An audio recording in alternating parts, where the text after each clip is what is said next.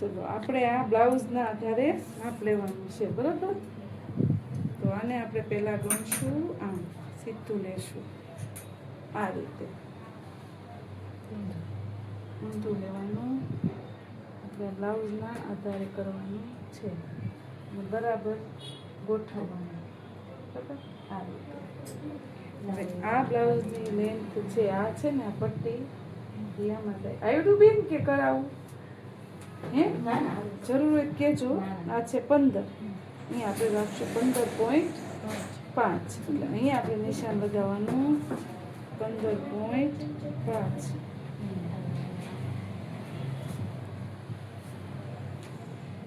થોડું તો ઊંચું કરવું પડશે મારે,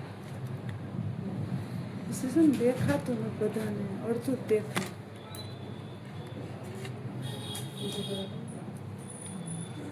15.5 બરાબર. પછી આ છે ને આને આપણે આમનામ રાખવાનું, આને અહીંયા રાખવાનું અને આ સ્કેલ રાખવાની અહીંયા. સ્કેલ એટલે અહીંથી આમ માપ આવી. આ છે 15.5, 5.5 જોઈ લો. આ લાઈને લાઈન લેવાની 5.5, અહીંયા આવશે 5.5 બરાબર. અને આપણે નિશાન કરવાનું સીધું, બરાબર. પછી આને લેવાનું અહીંથી અહીંયા પણ એક સ્કેલ મૂકી દેવાની, જેનાથી આપણને માપમાં ખ્યાલ રહે. અહીંયા છે 5.5, અહીંયા આપણે 5.5 નિશાન લગાવશું.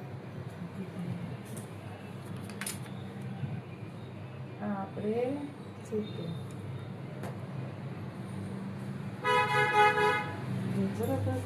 હવે અહીંયા આપણે રાઉન્ડથી 1 ઇંચના અંતરે રાઉન્ડ લઈ લેશું. શરૂ નથી, આને છે ને ઊંધી નહીં રાખવાની, આ રાખવાની આપણી સામે. આ ભાગ આપણી સામે. શું થયું? એટલું જ ક્યાંય જરૂર હોય કેજો. સોય પરવાનું ક્યાં છે? ખાનામાં, ડ્રોવરમાં છે તે. હો,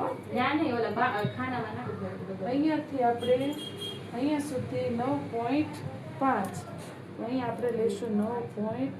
આ કમ્પ્લીટ સિલાઈ માર્જન સહિત છે. કેટલું સિલાઈ માર્જિન સહિત છે? એમ સિલાઈ માર્જિન છે 1.5, 1.25 ઇંચ છે સિલાઈ માર્જિન, એટલે આટલું. હવે અહીંયા છે કમર, કમરમાં માપ સહિત છે 7, 7.25. અહીંયા 7.25 માર્જિન સહિત છે.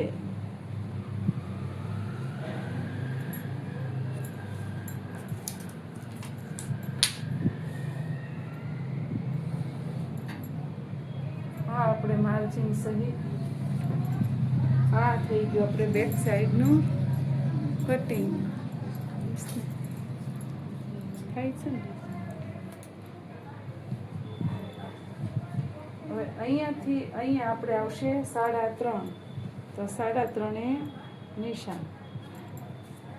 આ માપવાનું અહીંથી કેટલું છે 6, તો અહીંયાથી 6 નિશાન લગાવવાનું છે. હવે આ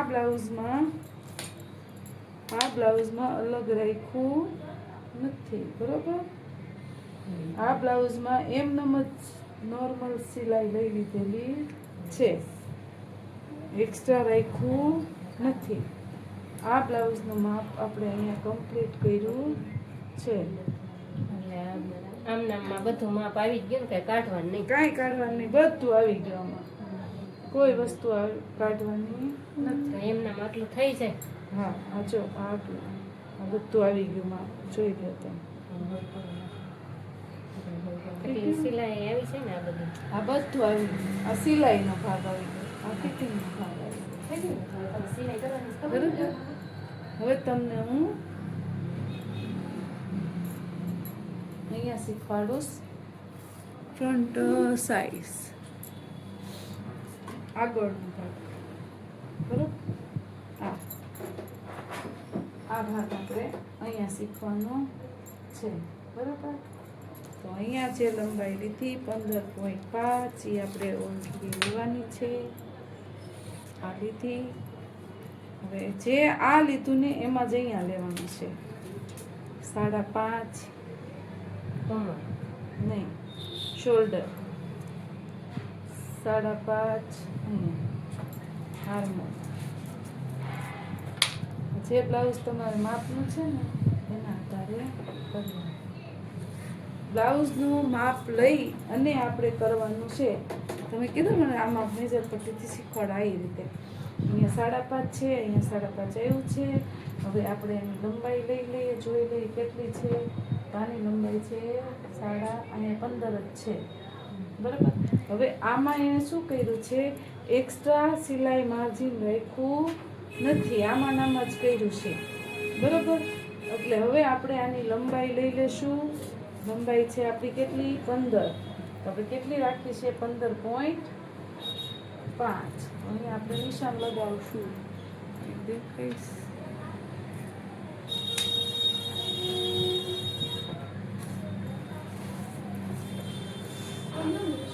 હા બેટા, હા 15.5. હવે આપણે અહીંયા 9.5 કમ્પ્લીટ. આ જે છે આ ભાગ માપવાનો, આ ભાગ માપવાનો છે. આ છે આપણે 9.5, એટલે અહીંયા આવશે 9.5 અહીંયા, બરાબર.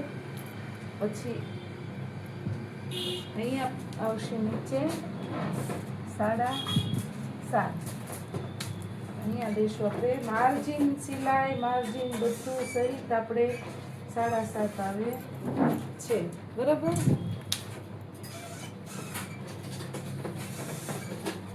કોઈ વસ્તુ વધઘટ થતી નથી.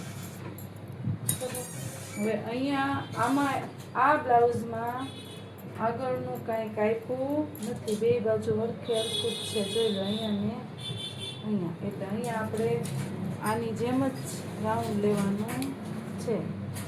હા,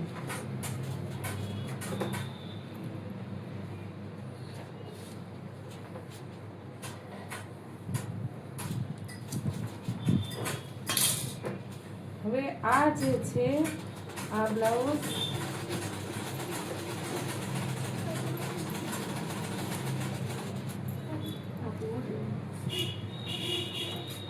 બ્લાઉઝ ને અહીંયા નીચેથી લેશું 4.5.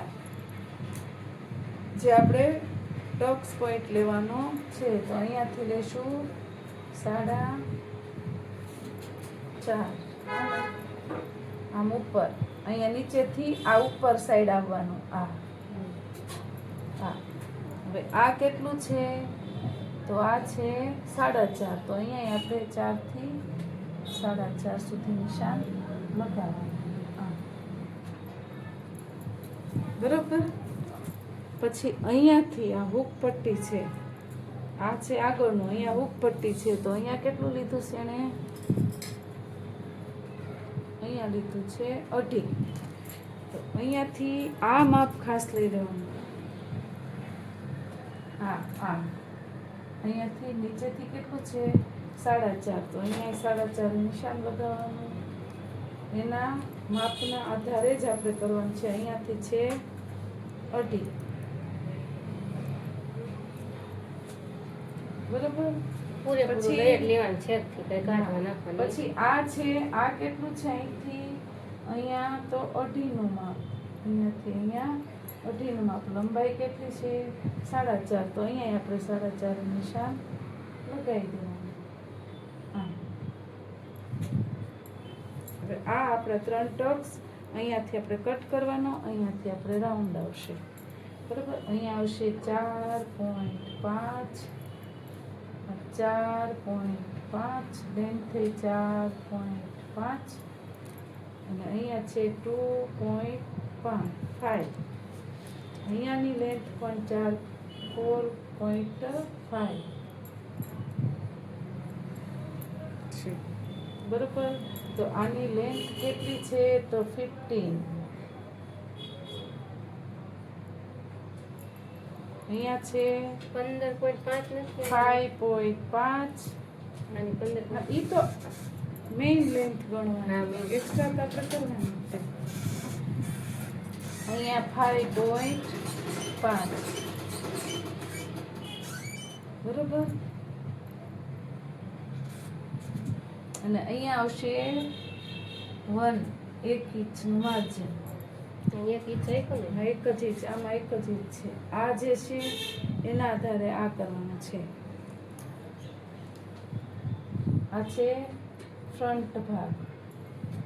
આગળનો. અને આ છે બેક સાઈડ. તો અહીંયા લીધું છે શોલ્ડર 5.5. આ આવશે 5.5. પછી અહીંયા આ તેવું હોય સીધું શોલ્ડર શોલ્ડર અહીંયા જે છે એ છે 6 લેન્થ, આ લંબાઈ બરોબર. પછી આ કમ્પ્લીટ લંબાઈ છે. આ ગણીએ અહીંથી તો અહીંયા 8. આ છે 8.5 પ્લસ 1. અને અહીંયા છે આપણે બધું કમ્પ્લીટ જોઈએ ને તો 7.5 છે. એટલે 1 ઇંચ અહીંયા અને બીજું અહીંયાથી અહીંયાનો ભાગ છે 8.1.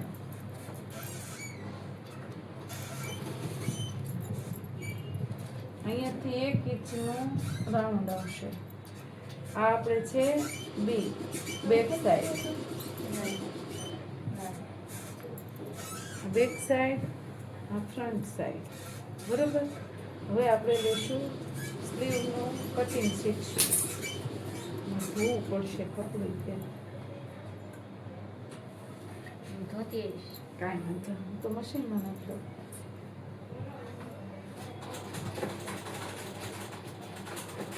હવે આ છે સ્લીવ. તો સ્લીવની આપણે લેન્થ જોવાની છે પહેલાં તો. એનો ચોથો હિસ્સો આપણે સામો રાખવાનો.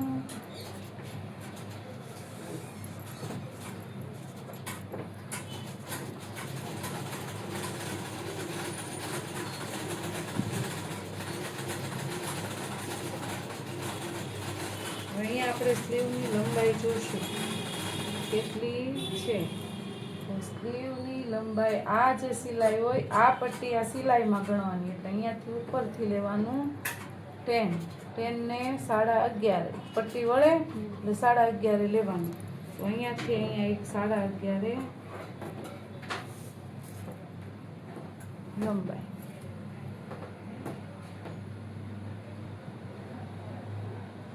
તો હજી 3-4 માપ લઉં ત્યારે આવડે. હા, એ કરજો.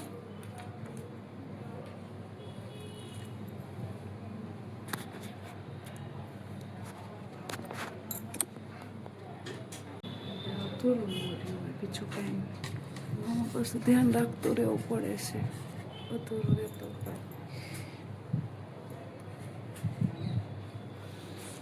અહીંયા આપણે સીધો લાઈન લીધી.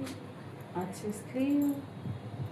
સ્લીવની લંબાઈ જોઈ લેવાની. અહીંથી તે આ રીતે જોવાની લંબાઈ કેટલી છે 8.5. તો અહીંયાથી અહીંયા આપણે 8.5 એક નિશાન કરવાનું. કમ્પ્લીટ 8.5 છે બરાબર. એક લાઈન કરવાની. હવે અહીંયાથી જો આ ભાગ અને આ ભાગ વચ્ચે કેટલું અંતર આવે છે 3 ઇંચનું. એટલે અહીંયાથી આપણે 3 ઇંચ છે નીચે જવાનું ડાઉન. 3 ઇંચ અહીંયાથી અહીંયા. કંઈ અટકો તો મને કહેજો હો બેન. હા. પછી એવું નહીં કે હું અહીંયા કરાવું છું. ના ના ફાવે. હા, કાંઈ પણ હોય તો તમે તમારે કહેજો, ઊભી થઈને કરાવીશ. અહીંયાથી આપણે 2 ઇંચનું આ કેટલો માર્જન છે? તો આમાં 1.5 ઇંચ છે. તો અહીંયા આપણે 1.5 ઇંચે નિશાન કરવાનું. આ કેટલું છે? આ છે 6 અને માર્જિન કેટલું છે 1.5 ઇંચ. તો અહીંયા 1.5 ઇંચે નિશાન લગાવવાનું. અહીંયાથી અહીંયા આપણે લાઈન લઈ લેવાની બરોબર. હવે આ 3 ઇંચ લીધા 3 અડધા અહીંયાથી આપણે કેટલું છે, આ ગોળાઈ કેટલી છે, આ ગોળાઈ માપવાની. તો ગોળાઈ છે 2 થી 3 ઇંચ, તો 3 ઇંચ અહીંયા ગોળાઈ લેવાની, આ ભાગે આમ નિશાન કરવાનું, અને આનો અડધો ભાગ જે થાય, આનો અડધો કેટલો છે, આ 3 અડધા દોઢ, બરોબર. તો આને યાર જોડી દેવાનું છે.